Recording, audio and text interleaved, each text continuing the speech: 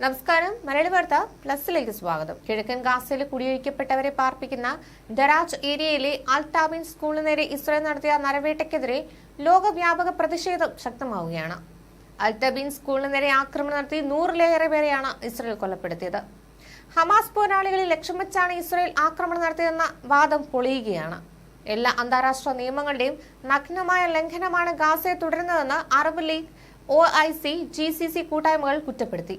വെടിനിർത്തൽ ചർച്ചകൾ അട്ടിമറിക്കാനുള്ള ആസൂത്രിത നീക്കമാണിതെന്നും അറബ് ലീഗ് ആരോപിച്ചു. അമേരിക്കയും യൂറോപ്യൻ രാജ്യങ്ങളും കുരുതിയെ അപലപിച്ചു. എന്നാൽ സ്കൂളിൽ തമ്പടിച്ച പോരാളികളെ ലക്ഷ്യം വെച്ചാണ് ആക്രമണം നടത്തിയതെന്നാണ് ഇസ്രായേൽ പ്രതികരിച്ചതായി അമേരിക്കയും ബ്രിട്ടനും പറഞ്ഞു.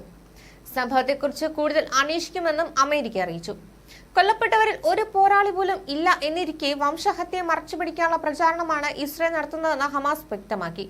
ഒരാഴ്ചക്കിടെ അഭയാർത്ഥികൾ താമസിച്ചു വരുന്ന 5 സ്കൂളുകൾക്ക് നേരെയാണ് ഇസ്രായേൽ ആക്രമണം നടത്തിയത്. സംഭവത്തെക്കുറിച്ച് ചർച്ച ചെയ്യാൻ അടിയന്തര UN രക്ഷാസമിതി വിളിച്ചു ചേർക്കണമെന്ന് അൾജീരിയ ആവശ്യപ്പെട്ടു. കഴിഞ്ഞയാഴ്ച ഗാസയിലുടനീളമുണ്ടായ 3 സ്കൂൾ ആക്രമിക്കപ്പെട്ടതിന് പിന്നാലെയായിരുന്നു പുതിയ ആക്രമണം.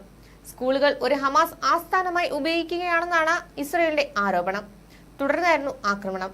സ്കൂളുകളിൽ കഴിഞ്ഞവർ പ്രഭാത പ്രാർത്ഥന നടത്തുമ്പോഴായിരുന്നു മിസൈൽ ആക്രമണം. കൂട്ടക്കൊലയുടെ ഭീകരത കാരണം മെഡിക്കൽ ടീമുകൾ, സിവിൽ ഡിഫൻസ്, ദുരിതാശ്വാസ എമർജൻസി ടീമുകൾ മണിക്കൂറുകൾക്ക് ശേഷവും മൃതദേഹങ്ങൾ വീണ്ടെടുക്കാൻ കഴിഞ്ഞിട്ടില്ല. ഇവർക്ക് ബോംബാക്രമണം നടന്ന ഒരു സ്കൂളിൽ തീപിടുത്തമുണ്ടായതിനെ തുടർന്ന് നിരവധി ഫലസ്തീനുകൾ കുടുങ്ങിക്കിടക്കുകയാണെന്ന് ഫലസ്തീൻ മാധ്യമപ്രവർത്തകൻ ഹൊസാം ഷബാത്ത് പറഞ്ഞിരുന്നു. പ്രദേശത്തേക്കുള്ള ജലവിതരണം ഇസ്രായേൽ സൈന്യം വിച്ഛേദിച്ചതിനാൽ തീപിടുത്തത്തിൽ കുടുങ്ങിയവരെ സഹായിക്കാൻ രക്ഷാസംഘത്തിന് കഴിയുന്നില്ല എന്നും ഷബാത്ത് പ്രതികരിച്ചിരുന്നു. ഗാസ സിറ്റിയിലെ കുടിയൊഴിപ്പിക്കപ്പെട്ട ആളുകൾക്ക് അഭയകേന്ദ്രമായി പ്രവർത്തിക്കുന്ന ഒരു സ്കൂളിൽ ഓഗസ്റ്റ് 4-ന് ഇസ്രായേൽ നടത്തിയ ആക്രമണത്തിൽ 30 പേർ കൊല്ലപ്പെടുകയും നിരവധി പേർക്ക് പരിക്കേൽക്കുകയും ചെയ്തിരുന്നു. കഴിഞ്ഞ ദിവസം ഗാസ സിറ്റിയിലെ ഹമാമ സ്കൂളിന് ഇസ്രായേൽ നടത്തിയ ആക്രമണത്തിൽ 17 പേരാണ് കൊല്ലപ്പെട്ടത്.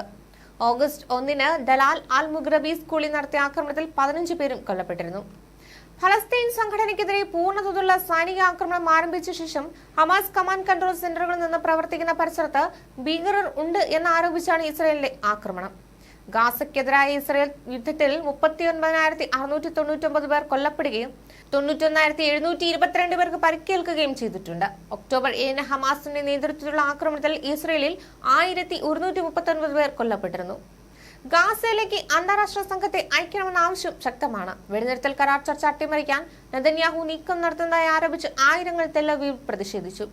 ബന്ദികളെ ജീവനോടെ മോചിപ്പിക്കാനുള്ള അവസാന സന്ദർഭമാണിതെന്ന് ബന്ധുക്കൾ പ്രതികരിച്ചു. വെടിനിർത്തൽ കരാർ രൂപപ്പെടുത്താൻ ഇരു വിഭാഗത്തെയും പ്രേരിപ്പിച്ചു വരികയാണെന്ന് അമേരിക്ക പറഞ്ഞു. ഖത്തർ, ഈജിപ്ത് എന്നീ രാജ്യങ്ങളും ഇത് അറിയിച്ചിട്ടുണ്ട്. ഹമാസിന്റെ ഔദ്യോഗിക പ്രതികരണം പുറത്തു വന്നിട്ടില്ല. അതിനിടെ ലബനൻ ഇസ്രായേൽ അതിർത്തി സംഘർഷം വ്യാപിക്കുകയാണ്. ഇസ്രായേൽ സൈനിക കേന്ദ്രങ്ങൾക്ക് നേരെ നിരവധി മിസൈലുകൾ അയച്ചതായി ഹിസ്ബുള്ള അറിയിച്ചു. മലയാളി വാർത്ത plus, like, share and subscribe.